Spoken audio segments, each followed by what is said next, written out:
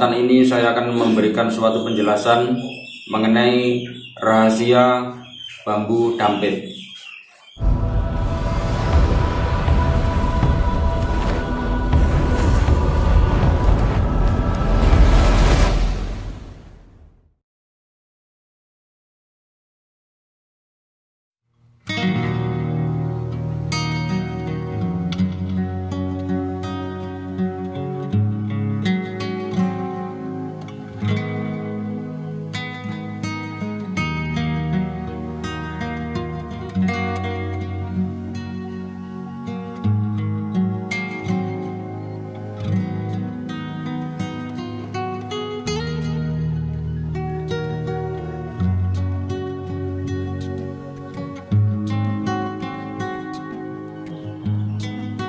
Assalamualaikum warahmatullahi wabarakatuh.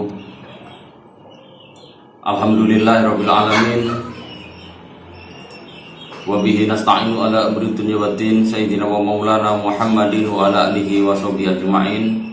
Qul rabbi shrah li sadri wa yassir li bi amri wa tu'allim bi lisani wa farj bi qurbi wa nawwir qalbi wa ahrim bi bilubi wal fahmi warzuqnil qur'ana wal ilma wal fahma ya qadiyal hajat. Akhirni bi anwa'il khairati fa innahu la haula wa la quwata illa billahil aliyyil azim. Bismillahirrahmanirrahim. Allahumma shalli ala sayyidina Muhammad wa ala ali sayyidina Muhammad. Bismillahirrahmanirrahim. Amma ba'd.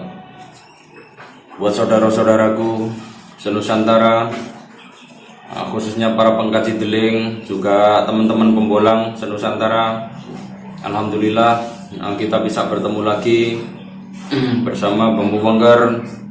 Semoga kita dalam keadaan sehat walafiat, Allahumma amin. Buat saudara-saudaraku senusantara, khususnya para pecinta bambu unik Nusantara, teman-teman pembolang, sohobi, kali ini saya akan memberikan suatu penjelasan mengenai bambu dampit, rahasia bambu dampit. Tapi sebelumnya saya mohon maaf, bambu dampit ini belum saya kaji, karena memang saya ingin memberi penjelasan tentang bambu dampit, karena ini menjadi bagian dari ganjalan saya. Kalau nggak saya sampaikan pada teman-teman seperjuangan, akan menjadikan suatu ganjalan pada hati saya. Oleh karena itu pada kesempatan ini saya akan memberikan suatu penjelasan mengenai rahasia bambu dampit. Rahasia bambu dampit itu bambu dampit yang mana yang sekiranya bagus untuk dirawat sekaligus sebagai simbol keharmonisan dalam rumah tangga. Tapi semua itu hanya semata karena atas izin Allah. Karena Allah menciptakan segala sesuatu dari bentuk apapun, pasti Allah punya rencana yang bagus. Untuk itu, kali ini saya akan menjelaskan tentang ciri-ciri dari bambu dampit, mana yang bagus, mana yang standar, mana yang biasa. Itu semua akan saya paparkan ini nanti. Tapi sebelumnya saya mohon maaf apabila dalam penjelasan ini nanti ada sedikit kekurangan. Soalnya dalam kajian bambu dampit ini memang semua saudara-saudara sudah memahami bahwa memang di dalam dunia perbambuan, bambu dampit ini melambangkan simbol keharmonisan dalam rumah tangga. Tapi setidaknya kita harus tahu bambu mana yang kuat untuk sarana sebagai simbol di dalam rumah tangga yang layak untuk disimpan. Oke, langsung saja akan saya kasih penjelasan. Di sini saya sudah menyediakan berbagai macam bambu dampit bambu dampit saya ini ada beberapa macam, insya Allah kurang lebih sekitar 15 bambu dampit, semua berbeda dan semua belum ada satu yang istimewa.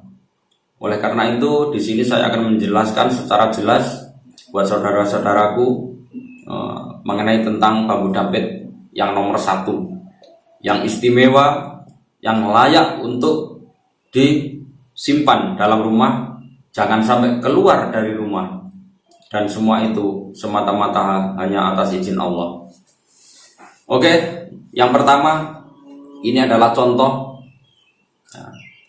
untuk memahami tentang bambu dampit. Kalau dari ruas bonggol bawah ini minimal, kalau ini biasa masih dalam taraf 1, ini belum bisa dihitung. Yang dihitung itu adalah mulai dari 1 ros, dari 2 ros ini, minimal 2 ros. 1, nah ini, terus ini sudah harus memecah. Atau ini 1 ros terus memecah. Tapi kalau bawahnya ini belum masuk, jadi 2 ros, 1, 2 memecah, atau 1 ros baru memecah.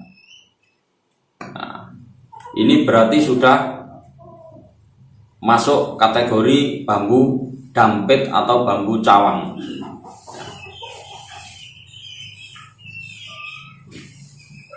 Contoh yang pertama seperti bambu ini. Nah, ini perbedaannya, bambu mana yang kuat untuk disimpan sebagai simbol, atau bambu mana yang tidak kuat untuk disimpan sebagai simbol. Ini bambu, ciri-cirinya ini masih belum kuat. Nah, karena apa? Ini 1, ini sejajar ruasnya, memang ini seperti ini. Ini 1. Terus yang kedua, ini juga sejajar. Tapi yang ketiga, nah ini sudah meleset. Bahkan yang keempat pun meleset. Bambu seperti ini masih belum kuat untuk disimpan sebagai simbol. Contoh 1. Contoh yang kedua, ini pun sama.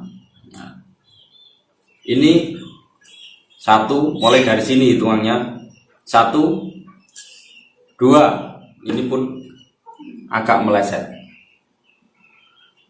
Ketiga, ini malah meleset panjang. Ini pun belum kuat. Yang ketiga, ini malah lebih meleset lagi. Jaraknya sudah nggak beraturan. Ini malah belum kuat lagi.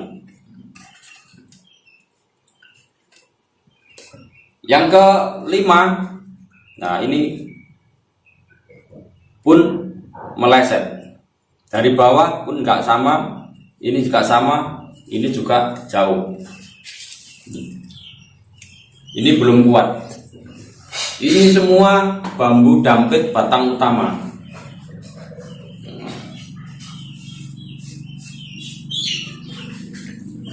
Terus kesekian bambu saya di museum saya, lebih dari 15. Semua belum ada yang istimewa, belum ada yang kuat. Nah, terus mana yang kuat untuk disimpan sebagai simbol? Buat saudaraku, khususnya para pecinta bambu unik Nusantara, teman-teman pembolang, saya menghimbau, andaikan teman-teman mendapatkan bambu dampit yang ruasnya sejajar, mulai 1 ruas sejajar, terus ini mulai, nah ini hitungannya mulai dari sini. Kalau seperti ini, Ini 1, 2, 3. Ini sudah rata. Tapi kalau yang lebih bagus lagi hitungannya 1 ruas. Mulai dari 1 ruas ini baru memecah. Ya, ini lebih bagus lagi. 1 lurus ruasnya. Yang kedua, mulai mecahnya juga lurus. Yang ketiga, ini juga lurus. Yang keempat pun juga lurus. Bahkan sampai 5. Nah, ini bambu yang paling utama, bambu nomor 1. Bambu dampit. Nah, buat saudara-saudaraku pembolang, andaikan dapat bambu yang seperti itu, jangan sampai keluar, simpen yang baik-baik. Soalnya ini adalah selama jenengan mencari bambu dalam beberapa tahun, kalau mendapatkan 1 bambu ini sudah luar biasa. Jangan lupa nanti bagi saudara-saudara yang punya bambu dampit, dilihat semua, nggak apa-apa, 1 persatu. Nanti perbedaannya gimana? Apakah ada yang ruasnya ini sejajar? Kalau ada yang punya sejajar, berarti alhamdulillah itu rezeki Anda. Makanya simpan yang baik. Ya. Kalau sudah mendapatkan bambu yang ruasnya ini sudah bagus, sudah sejajar, 3 ruas atau 4 atau 5 ruas, minimal 5 ruas itu harus sejajar dari pecahannya, itu baru disimpan. Tapi sebelum nyimpen, setidaknya harus didoai. Ya, doanya gimana? Seperti kemarin yang sudah saya ijazahkan cara mengaktifkan. Nah, itu setelah itu tinggal nambahi doa-doa untuk kebahagiaan rumah tangga. Salah satunya doa Rabbana hablana min azwajina wa dzurriyyatina qurrata a'yun waj'alna lil muttaqina imama. Itu dibaca sebanyak mungkin dalam air, sama seperti waktu dalam pengaktifan. Tiupkan pada air. Setelah itu baca Rabbana innaka jami'un nas liyaumin la raiba fihi innallaha la yukhliful mi'ad. Itu baca terserah. Terus dibaca innahu min sulaimana wa innahu bismillahirrahmanirrahim ala ta'lu alayya waqtuni muslimin. Nah, 3.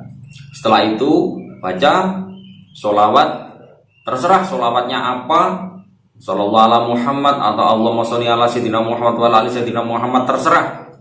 Mau baca berapa hitungan, nggak usah membatasi, yang penting hati ikhlas. Nah, itu setelah itu tiupkan pada air. Setelah itu baru ditutup, baca Fatihah 7 kali, Ikhlas, Falak, Anas 7 kali 7 kali, baca Robbana Atina 7 kali, terus baru didoai. Ya Allah, semoga apa yang saya hajatkan ini menjadi ridho Allah atas izin Allah, menjadi manfaat barokah atas ridho Allah. Nah, ini sedikit contoh dalam masalah menangani masalah urusan bambu dampit. Setelah itu bambunya disimpan, minimal nyimpannya ya setidaknya harus dikasih vigora, tempat yang bersih.